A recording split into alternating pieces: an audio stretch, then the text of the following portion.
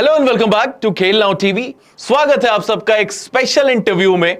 PKL का auction, जैसा कि आपको पता है, पीकेएल सीजन 12 का ऑक्शन बहुत ही नजदीक है। 31 मई और 1 जून को होने वाला है पीकेएल का ऑक्शन। अब बिहाइंड द सीन्स क्या चलता है टीम मैनेजमेंट के दिमाग में, जब ऑक्शन टेबल पे वो बैठे रहते हैं तो उनके दिमाग में क्या चल रहा होता है, किस तरीके से स्ट्रैटेजी बुन रहे होते हैं। पिछले साल सबसे बड़ी बोली लगी थी तमिल तलाइवर्स की ओर से सचिन तंवर के ऊपर 2.15 करोड़ की। क्या इस बार बीट करना चाहेगी टीम? स्पेशल इंटरव्यू में आज हमारे साथ हैं तमिल तलाइवर्स के सीईओ सुषेण वशिष्ठ। आज उन्हीं से हम जानेंगे कि बिहाइंड द सीन्स किस तरीके से तमिल तलाइवर्स की टीम ने through out the season scouting किया है, जो नए कोच को अपॉइंट किया संजीव बालियान साहब को, उनके बारे में क्या कहना है, टीम प्लेयर्स जो उन्होंने रिटेन किया है वो कितने डेडिकेटेड हैं इस सीजन ट्रॉफी उठाने के लिए। 14 टोटल प्लेयर रिटेन किया है तमिल तलाइवर्स की टीम ने। 2.55 करोड़ बचे हुए उनके पर्स में। क्या मोहम्मद रेजा शादलू के पीछे जाना चाहेगी टीम? इसके ऊपर भी एक स्नीक पिक है, तो आप सीधे वीडियो को लाइक कीजिए।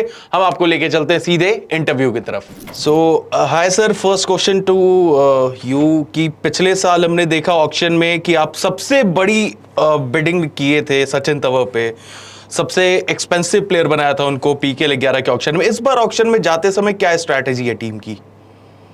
देखिए, ऐसा कोई इंटेंशन नहीं होता कि किसी प्लेयर को सबसे एक्सपेंसिव प्लेयर बनाना है। वो सिर्फ टीम के रिक्वायरमेंट पे बेस होता है। देखिए, अब जैसे लास्ट ईयर हम लोग को पता था हमारा लेफ्ट रीडिंग में नरेंद्र है एंड बाकी लेफ्ट रीडिंग से हमारा थोड़ा सेट था, और एक हमने आइडेंटिफाई किया था जैसे मोइन को। अब ये चीजें मतलब ऑक्शन से पहले तो बताई नहीं जाती, बट हमने उसमें पोटेंशियल देखा था। हमें लगा था लेफ्ट रीडिंग में ये अच्छा करेगा, तो लेफ्ट से हमारे पास फिर भी थोड़ा सॉर्टेड था, और हमें राइट रीडिंग की जरूरत थी। और कहीं ना कहीं हम लोग को सीजन 10 में लगा कि कहीं ना कहीं जब 4-5 प्लेयर होते हैं या 2-3 प्लेयर होते हैं, ऑल आउट देने में थोड़ी सी टीम को दिक्कत हो रही थी। हम लोग पुल ऑफ कर लेते 6-7 में, लेकिन जो ऑल आउट देने में स्ट्रगल होती है उसे कवर करना था हमें अपनी वीकनेस को। तो जहां पे सचिन तंवर के स्टार्ट सबसे अच्छे थे पूरी लीग में लास्ट 3 साल के, अगर आप देखोगे वो कम प्लेयर्स में काफी अच्छा परफॉर्म करता था, तो वो हमारी रिक्वायरमेंट थी, टीम की नीड थी। तो उस बेसिस पे हम लोगों ने सचिन तंवर को लिया। ऑब्वियसली प्राइस की बात होती है तो फिर यही एक कहीं ना कहीं रिस्क रह जाता है कि कहीं दूसरी team, opposition team FBM card use ना कर ले। तो कई बार काफी टीम एक दो प्लेयर्स के कभी कभी प्राइस भी इन्फ्लेट कर देते हैं कि जब पता होता है कि दूसरी टीम को रिक्वायरमेंट है, तो वो होता है। तो हम लास्ट ईयर अगर आप ऑक्शन में देखोगे, हमने खुद ही अपनी बिड बढ़ा दी थी, बिकॉज हम लोग की वो रिक्वायरमेंट थी कि वो क्लिक होगा। अनफॉर्चुनेटली कहीं ना कहीं सचिन की परफॉर्मेंस थोड़ी डाउन रही, अगर और काफी इंजरीज प्लेयर्स को, काफी नरेंद्र इंजर्ड हुआ, ऑलमोस्ट रीडिंग डिपार्टमेंट में काफी इश्यूज रहे इंजरी को लेकर के। अदरवाइज टीम कॉम्बिनेशन अच्छा था, ऑन पेपर टीम काफी स्ट्रांग थी। तो अगर आप अब मैं बात करता हूँ सीजन 12 की, ऑक्शंस 4 दिन में है। आई थिंक बहुत एक्साइटमेंट है सारे फैंस में, सारी टीम्स के मैनेजमेंट में। और इस बार का ऑक्शन काफी ही इंटरेस्टिंग होने वाला है, कंसिडरिंग कि इतने सारे प्लेयर आपके एक कैटेगरी ए के रिटेंशन की जगह ऑक्शन में आ गए हैं। ये काफी कंफ्यूजिंग सी सिचुएशन हो गई है। और जहां कहीं आप देखते हैं जो बहुत एक्सपेंसिव प्लेयर होते हैं उनका रिटेंशन करना बहुत मुश्किल होता है, तो 10% रिटेंशन उससे बेटर होता है कि ऑक्शन में जाकर के, तो एक वो फेयर प्ले हो जाता है कि किस वैल्यू पे जाएगा। तो ये एक ब्यूटीफुल पार्ट है ऑक्शन का कि आप कभी प्रेडिक्ट नहीं कर सकते कि इस पे ही जाएगा, बट हमें ऑब्वियसली रेंज का आइडिया रहता है किस रेंज में रहेंगे प्लेयर्स। तो जहां तक टीम कॉम्बिनेशन की बात होती है, तो वो हम कभी किसी स्पेसिफिक प्लेयर के लिए ही है, हमें पता नहीं है कि वो मिलेगा कि नहीं मिलेगा। कि अभी आप प्लेयर पर्स देखोगे, काफी टीम्स के प्लेयर पर्स काफी अच्छे हैं, लेकिन इंपॉर्टेंट बात ये भी है कि राइट कॉम्बिनेशन क्या है। अब सीजन 12 में ऑक्शन से पहले अगर मैं तमिल तलाइवर टीम की स्ट्रेंथ्स की बात करूं, तो हमारे पास कॉर्नर्स कवर्ड है। नितेश टॉप डिफेंडर रहा, और जहां तक आप तमिल तलाइवा की फिलॉसफी देखोगे, हम लोग यंग प्लेयर्स को डेवलप करने में यकीन रखते हैं। चाहे नरेंद्र वहां से सागर आया हो, साहिल था, Nitesh second year of NYP, वो टॉप डिफेंडर बना है। तो काफी पोटेंशियल है प्लेयर्स में। ऐसे ही हम लोगों ने एनवाईपीज जो इस साल के हैं वो लास्ट ईयर हमने साइन करके उनकी ट्रेनिंग करी, ताकि शायद वो रेडी हो पाए इस सीजन में, फर्स्ट सीजन में आते ही परफॉर्म करने के लिए। तो उन पे इन्वेस्टमेंट करना, उनकी ट्रेनिंग करना, वो बहुत इंपॉर्टेंट होता है। और काफी सरप्राइजिंग पैकेजेस रहेंगे।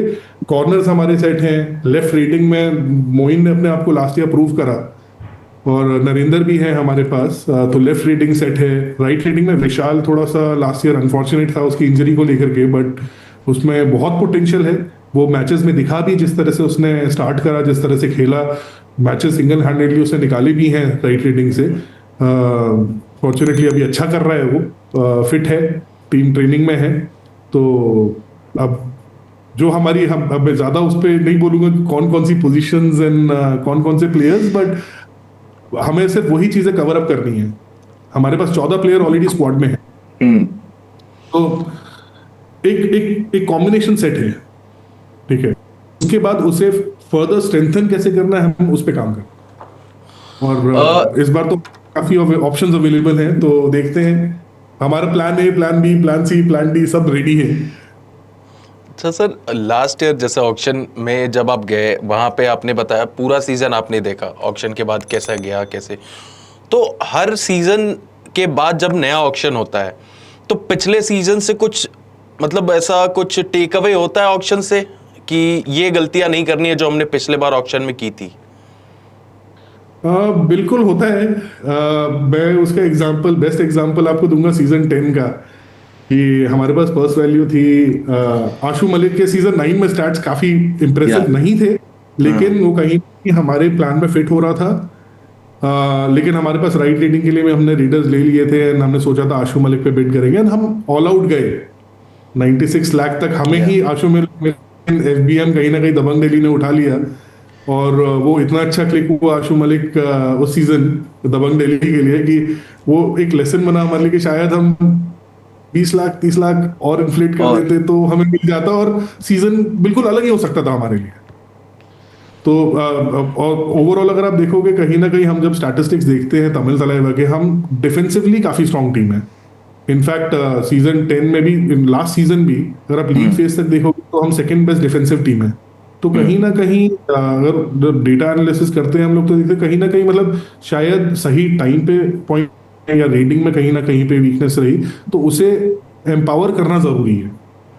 अब आप टीम को देखेंगे, इस साल हम लोगों ने अपना कोचिंग स्ट्रक्चर थोड़ा चेंज करा। संजीव बलियान कोच साहब को लाए हैं, वो खुद एक बहुत बड़े रीडर रहे हैं। और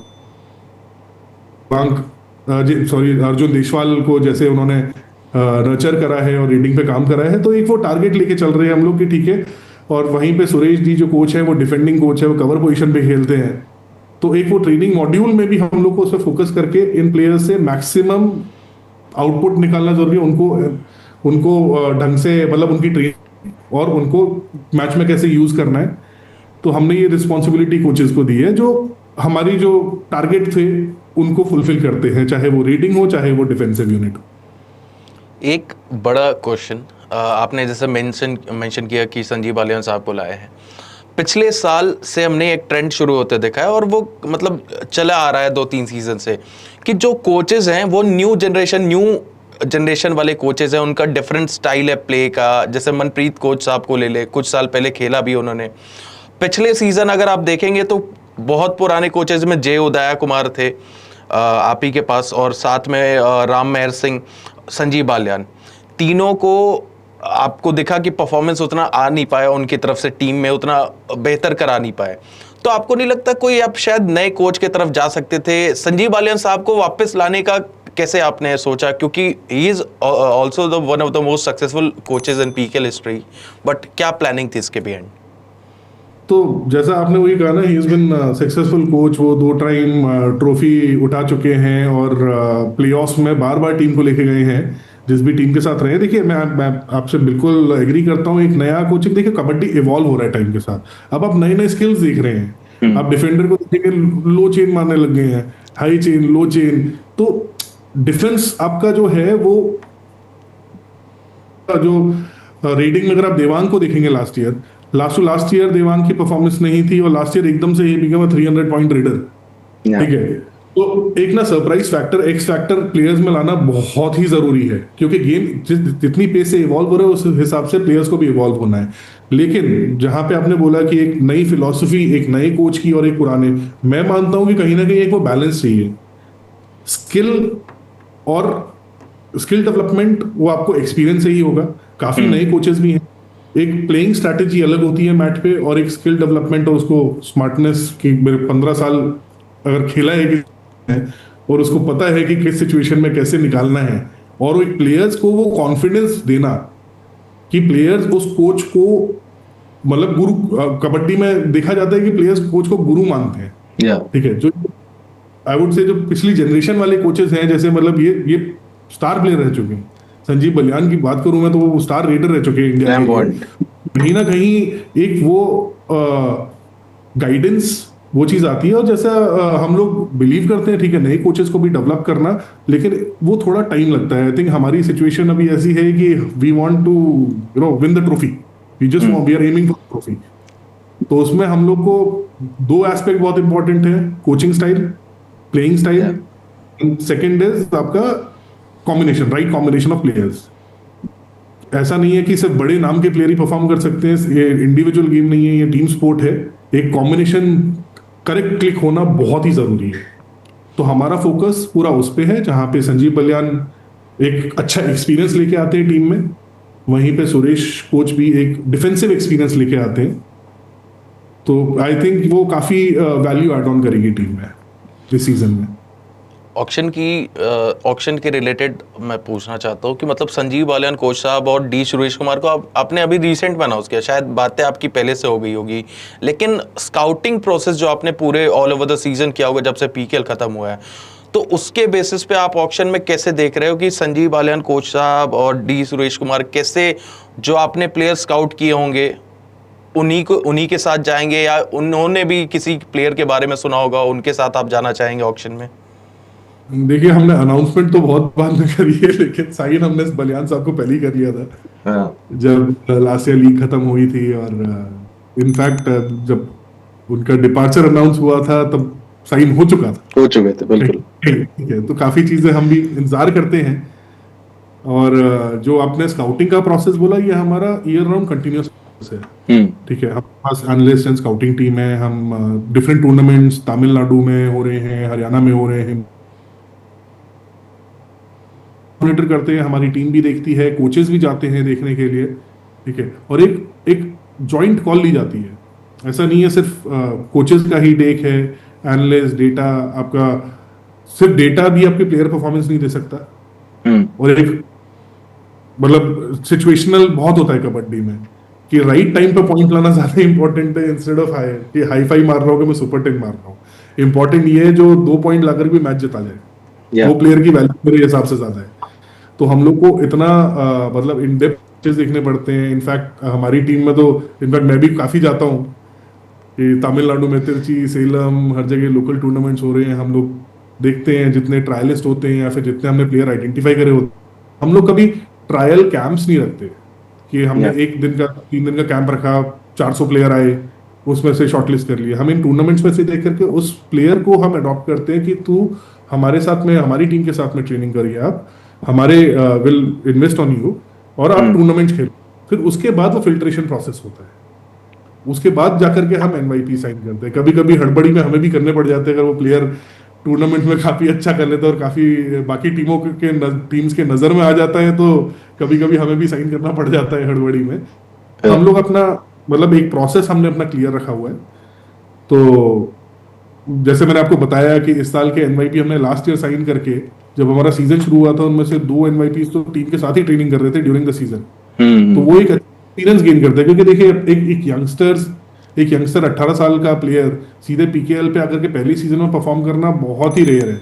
कुछ ही प्लेयर ऐसे निकलते हैं, अगर आप ओवरऑल पीकेएल रिकॉर्ड उठा के देखेंगे तो उनको थोड़ा एक्सपीरियंस देना, अच्छे मैचेस देना, अच्छे प्लेयर्स के साथ ट्रेनिंग करना, उनके न्यूट्रिशन का केयर करना, उनकी फिटनेस का केयर करना, वो इन्वेस्टमेंट होता है ताकि वो आगे, वी बिलीव कि हो सकता है वो 1 साल के बाद जब वो टीम मैट पे उतरे, थोड़ा डर निकलने में टाइम लगता है। पीकेएल एक बहुत बड़ा प्लेटफॉर्म है इन प्लेयर्स के लिए, जब वो खेलते हैं थोड़ी नर्वसनेस होती है, इतने फैंस का प्रेशर होता है, लाइट्स, कैमरा, तो 2-3 मैच लग जाते हैं उन्हें, लेकिन अगर प्लेयर में पोटेंशियल है तो वो डिलीवर करके जाएगा।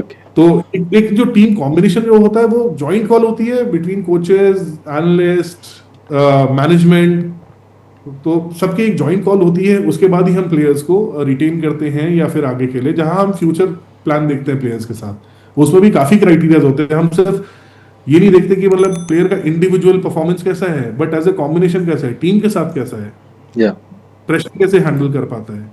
और लास्ट ईयर का, अब जैसे आपने पहले क्वेश्चन पूछा था कि ऑक्शन के बाद, सीजन के बाद लर्निंग्स की, तो लास्ट ईयर इतना ज्यादा इंजरीज आई थिंक किसी पीकेएल टीम ने एक सीजन में नहीं देखी होगी, जहां पे ये सिचुएशन थी कि हमारी बैकअप टीम खेल रही थी 12-13 मैच के बाद। लेकिन उससे भी कुछ पॉजिटिव बात ये है कि वी सॉ कि ये जो यंगस्टर्स हैं, उनको अगर मौका मिलेगा तो वो परफॉर्म करने की पूरी कोशिश करेंगे।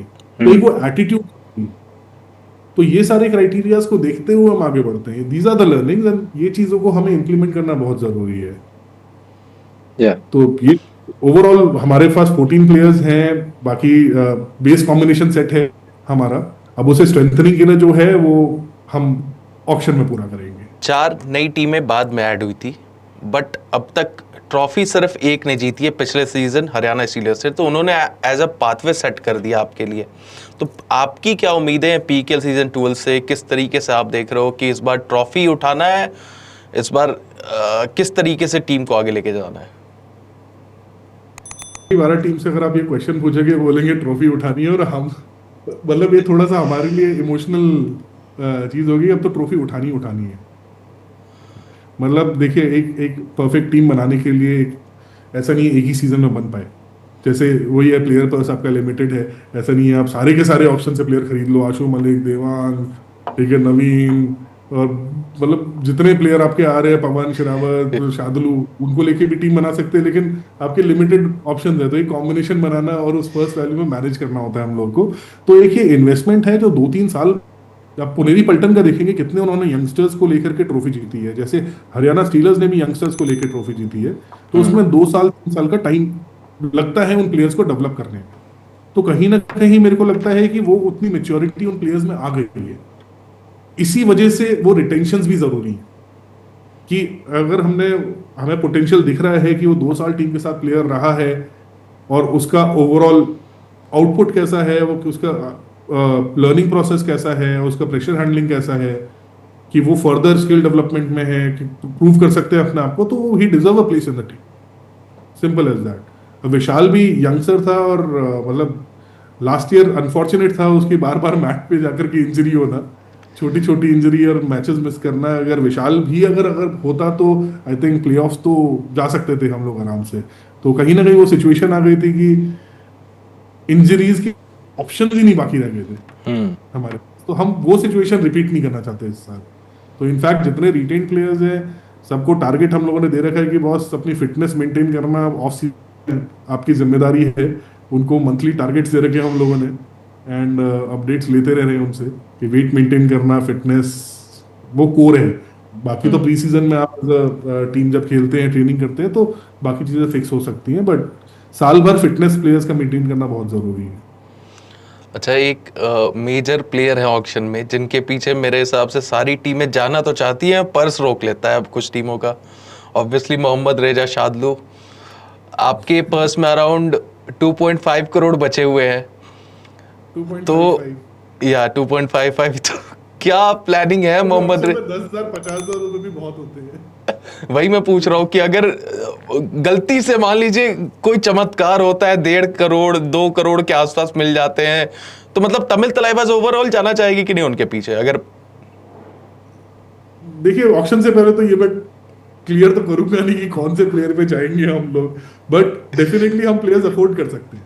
जहां पे बोला कि 14 प्लेयर हमें चाहिए ही 4 प्लेयर, ठीक है, जिसमें से हमारे एक फॉरनर का कोटा हो रखा है, एक फॉरनर मोइन हमारे पास है ही, ठीक है, तो हमें एक और फॉरनर मिनिमम लेना है। देखिए, अब इस बार काफी इंटरेस्टिंग होने वाला है ऑक्शन, बिकॉज इतने प्लेयर्स की ऑप्शन है सारे, तो आप गारंटी नहीं कर सकते कि ये प्लेयर आपको मिल ही जाएगा। कोई टीम ये गारंटी नहीं कर सकती। पर्स वैल्यू भी काफी अच्छी है टीम्स के पास।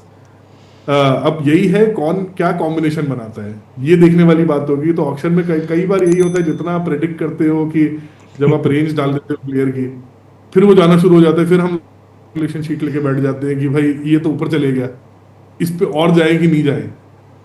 तो हम कहीं ना कहीं और पे कॉम्प्रोमाइज कर रहे हैं कि कोई और प्लेयर प्लान बी पे जाना पड़ेगा। जैसे बोला, plan A, plan B, plan C, plan D.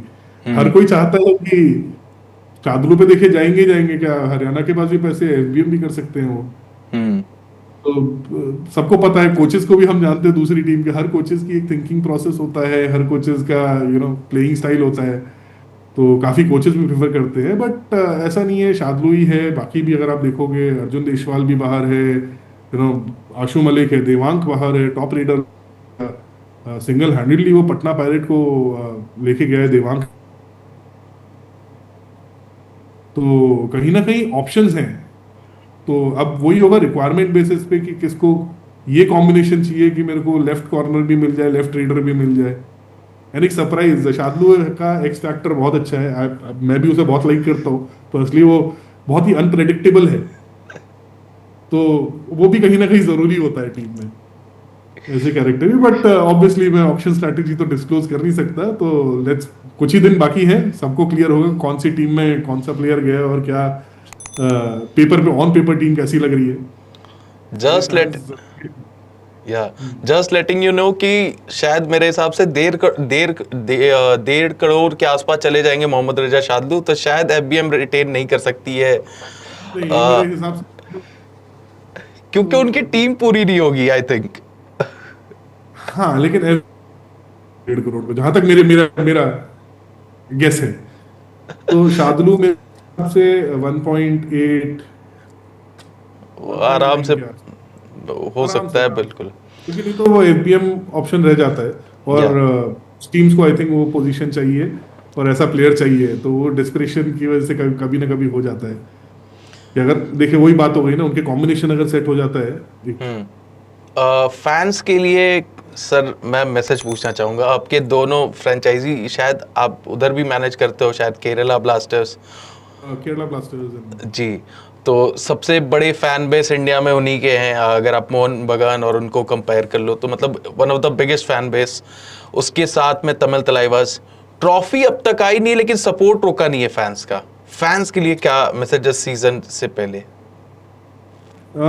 सबसे पहले देखिए, अगर आप दोनों टीम की बात करेंगे तो कहीं ना कहीं हमारी टीम, जो टीम्स हैं, इसकी जो थिंकिंग प्रोसेस एंड विजन है, वो समझना बहुत जरूरी है। अगर आप केरला ब्लास्टर भी देखेंगे तो कितने यंगस्टर्स यूथ डेवलपमेंट प्रोग्राम से आए हैं। या अभी राहुल केपी पहला इंडियन हो रहा है जो वहां पे रिप्रेजेंट कर रहा है। तो West Ham. मतलब फ्रॉम वेस्ट हैम में है, but he came from our youth system, somewhere from our youth teams. तो वही सेम अगर विजन और फिलोसफी अगर आप तमिल तलाइवा को देखो, कितने प्लेयर, नए नए प्लेयर तमिल तलाइवा ने इंट्रोड्यूस करे हैं। और चाहे मतलब जो आज पीकेएल में बाकी टीम्स के साथ भी अच्छा कर रहे हैं, जरूरी नहीं है कि हर प्लेयर को हम रख पाए, वो इम्पॉसिबल हो जाता है। Yeah. तो फैंस के लिए बोलूंगा, don't lose the hope. Obviously it is an emotional question for all of us, and we are aiming for trophy, be it football or be it kabaddi. तो वो थोड़ा ना पर्सनली हार्ट पे ले गए हम लोग भी, ये तो ट्रॉफी तो लानी है किसी तरीके से भी। फोर्सिंग सिचुएशन हो जाती है। लास्ट ईयर काफी होप थी, आई थिंक फैंस को भी काफी होप थी, एंड टीम भी अच्छी लग रही थी on paper, but unforeseen reason से। बट देखिए, उन चैलेंजेस के बाद ही, जब आप इतने चैलेंजेस से जाते हो, तभी एक you keep yourself motivated, and कि मेरे को तो भाई अब तो लाना ही लाना है, Hmm. तो जरूरी है। तो Yeah. लेट्स होप इस साल हमें ट्रॉफी उठानी उठानी है। और ये मैसेज सिर्फ मेरी तरफ से नहीं है, मैं बोलूंगा जितने तमिल तलाइवा प्लेयर्स रिटेन्ड हैं, जितना मेरा इंटरेक्शन होता है, आई थिंक एक हमने काफी अच्छा परिवार की तरह एनवायरनमेंट रखा है टीम में। एंड तो थोड़ा कहीं ना कहीं मेरे को लगता है सागर भी हमेशा बोलता है ट्रॉफी उठानी है। अब बिहाइंड द सीन्स अगर मैं बोलूँ, सागर लास्ट ईयर वो खेल रहे थे, सागर का इसकी सर्जरी थी उस दिन, वो Yeah. एनेस्थीसिया में था, और वो बेहोशी में से भी पूछ रहे हैं मैच में जीते कि हारे। तो सोचिए कितना सबकॉन्शियसली प्लेयर्स इस चीज को लेके चल रहे हैं। सेम चीज अगर आप मोइन की बोलेंगे, मोइन का मतलब लास्ट ईयर उसका था कि मेरे को मौका मिला तमिल सागर, मैं किसी टीम के साथ नहीं जाना चाहता, सिर्फ पैसे की बात है, टीम के साथ नहीं जाना चाहता, यहाँ मेरे को एक वो परिवार देखना, Hmm. यहाँ से मिला और मेरे को जीतना है ट्रॉफी, इस साल ट्रॉफी उठानी है, चैंपियन। तो एक वो पर्सनल मोटिवेशन जो है ना, वो काफी अच्छा है, वो पॉजिटिविटी लाता है टीम में। Yeah. तो कहीं ना कहीं ये प्लेयर्स की तरफ से भी आ रहा है, तो ये काफी पॉजिटिव टेक है सीजन। एंड ऑब्वियसली जो प्लेयर्स होंगे हम उन पे काम करेंगे ही। काफी प्लेयर्स आइडेंटिफाइड है लास्ट ईयर ऑक्शन के बाद से। आई थिंक हमारी टीम में काफी ट्रैवल हो गया, हर टूर्नामेंट्स, हर जगह, हर प्लेयर को मॉनिटरिंग का, तो ऑप्शंस हैं, आइडेंटिफाइड है प्लेयर्स। तो let's hope for the best, जो हम चाहते हैं वो प्लेयर्स हमें मिले ऑक्शन में, Yeah. And will give best. Trophy तो उठानी है बस। लास्ट क्वेश्चन सर, जैसे हम बहुत सारे लोग बात करते हैं, जितने फैंस हैं कबड्डी के, वो बोलते हैं कि शायद ऑक्शन में बजट बढ़ना चाहिए टीमों का, कि अगर आप आईपीएल से ही कंपेयर कर लो तो आईपीएल में जो अनकैप्ड प्लेयर की रिटेंशन है 4 या 5 करोड़ के अराउंड है, वहां से आप कंपेयर करो तो पूरी टीम के बजट 4 करोड़ है, और जबकि kabaddi PKL second most watched league है इंडिया में। तो एज अ सीईओ क्या आपको लगता है टीम्स का बजट बढ़ना चाहिए? देखो, as a personal opinion I feel कि बजट बढ़ाने से नहीं होगा। बजट बढ़ाना, देखिए, मेन कोर क्या है? Player availability, talent, player availability. हमें प्लेयर पूल बढ़ाना है, कहीं ना कहीं ग्रास रूट्स पे इन्वेस्ट करना है। आप मेरे हिसाब से तो बजट कम कर दो। आप 2 करोड़ की जगह, अगर अगर आपको शार्दुल जैसे प्लेयर 10 प्लेयर और रेडी हैं, तो आप क्या 1.5 करोड़ पे जाओगे? नहीं। इंस्टेड आप प्लेयर पर्स कम कर दो। आप 50 लाख करोड़ रुपए आप ग्रास रूट्स पे स्पेंड करो, प्लेयर डेवलपमेंट पे स्पेंड। देखिए, एक वो पूल बढ़ना जरूरी है हर पोजीशंस के लिए। कवर पोजीशंस के जैसे काफी कम प्लेयर अवेलेबिलिटी होती है, या फिर यू नो, अब उसी चीज में अगर मैं बोलूंगा, देवांग का बेस्ट एग्जांपल लेते हैं। चढ़ गया लास्ट सीजन। अयान यंगस्टर है, अयान ने बहुत अच्छा परफॉर्म करा सीजन 1 में आते ही। तो Yeah. कहीं ना कहीं वो दिख रहे हैं। नितेश, हमारा नितेश कुमार यंगस्टर है। तो आपको प्लेयर पूल बढ़ रहा है, more number of competitions are required, जो धीरे धीरे कबड्डी में काफी बढ़ते जा रहे हैं। युवा कबड्डी हो रही है, स्टेट महाराष्ट्र टूर्नामेंट्स, नेशनल्स, तो काफी, मतलब आपके पास सैंपल डेटा काफी आ रहा है प्लेयर्स का। तो जितने मैचेस खेलेंगे उतना ज्यादा एक्सपीरियंस होगा, उतना ज्यादा, मतलब प्लेयर पूल बढ़ेगा। प्लेयर पूल बढ़ेगा तो ऑटोमेटिकली आई थिंक 4.5-5 करोड़ का player purse is enough to make a good team. तो आप जब तक नए प्लेयर्स इंट्रोड्यूस नहीं कर रहे, तो फिर कबड्डी डेवलप कैसे होगा सर? Yeah. So basically आपको डेवलप करना है। सो बाकी टीमें भी देख रही हैं कि कवर्स की कमी पड़ रही है। सभी देख रहे हैं कवर्स कम पड़ रहे हैं। एग्जैक्टली, पोजीशंस में ना काफी हो जाता है कि जितनी अभी ऑक्शन लिस्ट आई है, सब सब Yeah. हर एक नंबर्स देख रहा होगा किसका क्या है। तो कहीं ना कहीं पोजीशंस पे, कहीं ना कहीं, अगर आप वही चीज है, उसी पे अगर 10 प्लेयर अवेलेबल होते, 12 प्लेयर होते, तो 12 टीम के पास एक एक प्लेयर तो हो जाता। किसी के पास Obviously. नंबर 1 जाता, किसी का नंबर 12 जाता। बट आप उसको कवर कर सकते हो किसी और पोजीशन से। इन पोजीशन पे आपके अगर अच्छा प्लेयर है, तो आप कवर पोजीशन को भी थोड़ा सपोर्ट रहेगा। तो मिक्स एंड मैच, अभी मैंने बोला कॉम्बिनेशन जरूरी है टीम में। Yeah. और ये प्लेयर्स को भी थोड़ा सा पुश करना जरूरी है, मोटिवेट करना जरूरी है। नहीं तो, मतलब, जैसे कबड्डी इवॉल्व हो रहा है ना, तो इसके साथ प्लेयर्स को भी इवॉल्व होना जरूरी है। Definitely. Thank you so much sir, thank you so much. Thank you.